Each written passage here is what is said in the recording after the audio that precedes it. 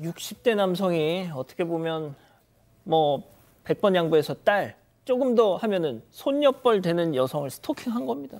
네, 지난 7월 16일에 경북 구미에서 발생한 일이었습니다. 빌라에 혼자 사는 한 20대 여성이요. 이 집에 누군가가 찾아와서 문을 두드리기 시작을 합니다. 누구냐고 물으니까 경찰이라고 답을 했습니다. 반신반의하면서 걸쇠를 건 채로 약간만 문을 열었던 겁니다. 그런데 문 앞에 서 있는 사람이 경찰의 복장이 아니었습니다. 사복 차림의 한 60대 남성이었고요. 이 때문에 의심스러워서 여성이 경찰 맞냐, 신분증 좀 보여달라 이렇게 요구를 합니다. 그래도 버티니까 결국 불안해져서 경찰에 신고 전화를 걸었습니다.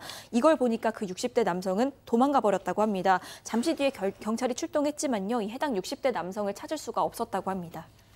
박 변호사님, 네. 피해자 입장에선 일단 경찰이 놓쳤으니까, 그렇죠. 그러니까 경찰이 놓친 게 아니라 아무튼 도망갔으니까 도망갔죠. 이자가 또 오지 않을까 불안하지 않겠어요? 매우 불안하죠. 20대 피해자 입장에서는 얼마 안 있어서 이사를 가는 결심을 하고요.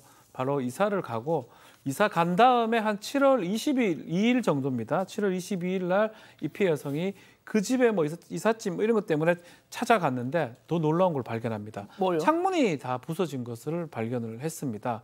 근데 사실은 이 창문이 부서진 게 이번뿐만 아니라 예전에도 창문이 부서지거나 뭐 방충망 같은 게 뜯어지는 경우가 있어서 이 경찰에 재물 손괴죄 등으로 신고했던 적이 있었는데 이번에도 그런 일이 생겨서 경찰에 신고했는데 그러면서 서둘러 이삿짐 생겨서 왔는데 더 충격적인 사실을 알게 됩니다. 어떤 충격적인 네. 또 충격적일 게 있어요? 네, 더 충격적입니다. 거의 엽기인데요.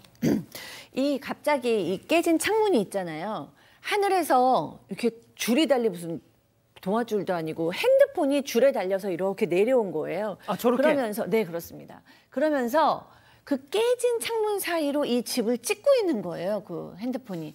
그러니까 얼마나 끔찍했겠어요. 그래서 이제 경찰이 불렀습니다. 그래서 그 위층인 것 같으니까 경찰과 같이 위층으로 막 뛰어 올라갔어요. 근데 위층에 있는 주인이 문을 열었잖아요.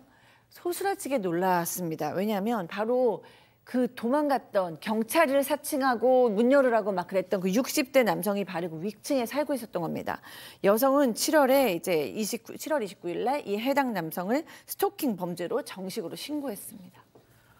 아유, 팀장님 진짜 어쩌면 좋습니까, 진짜. 근데 이 남성을 알고 봤더니 실제적으로 지난 5월부터 그 피해 여성이 휴대전화로 문자 메시지를 96건이나 보냈다는 거예요. 그런데 여성은 이걸 받으니까 스팸함으로 다 옮겨놨겠죠. 나중에 이제 이 사실을 알은 다음에 스팸 메시지 있는 것도 따로 신고를 했는데 그 96건의 메시지 내용이 상당히 충격적인데 몇 가지만 제가 소개해드리겠습니다. 예.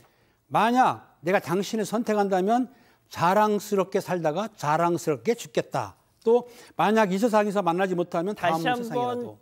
뭐 정리를 하고 가면 60대 남성이 20대 여성에게 보낸 문자입니다. 그렇죠. 자, 근데 극기가 뭐라고 했냐면 나의 궁뒤, 여기 이제 사투리 같긴 해요.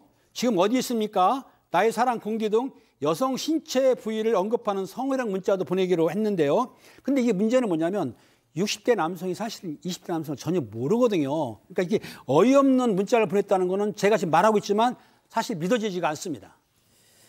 아, 진짜 이게. 근데 보통 말이죠. 그 사건의 순서를 다시 따지면 지난 5월 문자 테러를 시작으로 7월에는 이제 집에 찾아갔고 그때 또 집안 촬영까지 이렇게 낚싯줄에다가 휴대폰을 달아서 한 겁니다. 네.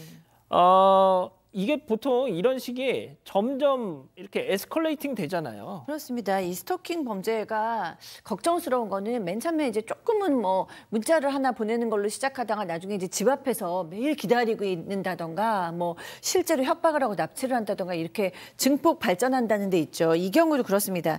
맨 처음에 이제 우리가 그 사건을 조금 이렇게 앞뒤를 조금 더 정확하게 보면 처음에 이제 20일간 문자 96건을 보냈죠. 그다음에 그 안에서 그 신체 비율을 언급하면서 성희롱 문자가 들어 있었습니다. 그리고 휴대전화에 줄을 달아서 집안을 촬영한 것이 있었고요. 그리고 이제 마지막에는 이제 실제로 얼굴을 마주치도록 경찰을 사칭하면서 문을 열어다오 이렇게 요구를 했죠. 자, 그런데 저희 제작진이 취재를 해봤더니 또 다른 반전이 있었습니다. 세 번째 사건 체크포인트 짚어보죠. 총을 쏘지 말라뇨? 네, 사건 반장 제작진이 새롭게 취재한 내용인데요. 이 60대 남성이 경찰에 진술한 내용이 이런 범행 저지른 이유가 층간소음 때문이었다 이렇게 얘기를 했다는 겁니다. 그러면서 이 남성이 그 아래층에서 총 쏘는 것처럼 뭔가 소음이 들렸다 이런 얘기를 했다고 합니다. 그런데 실제로 이 60대 남성이 여성에게 보낸 문자 메시지를 보면요. 지난 5월 새벽에 이런 내용을 보냅니다. 총 쏘지 마세요. 하트 하트. 충분히 인지했으니 문자 외에는 하지 마세요. 또 하트 이모티콘. 이런 문자를 보냈고요. 이보다 며칠 전에도 오후에 오후 4시에 이런 문자를 또 보냅니다. 아 놀랬다. 출근한 줄 알았는데 안 한 거였냐. 주인은 없는데 웬 객이냐. 누구냐. 뭐 이런 내용이었습니다.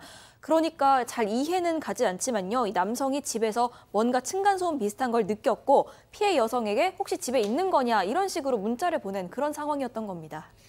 박 변호사님, 네. 뭐 층간소음은 그냥 핑계인 것 같고요. 납득하기가 어렵죠. 예. 뭐 합리적인. 지금 우리 네. 가족 여러분들이 진짜 토 나온다고 저 문자 메시지를 보시더니 진짜 너무 역겹다고. 자, 일단은 뭐 이유 없이 자꾸 접근하고 문자를 보내기 때문에 스토킹 처벌법이 될 수가 있고 위반이 될 수가 있고요. 성폭력 특례법 위반 주거 침입을 하려고 했던 부분이겠죠.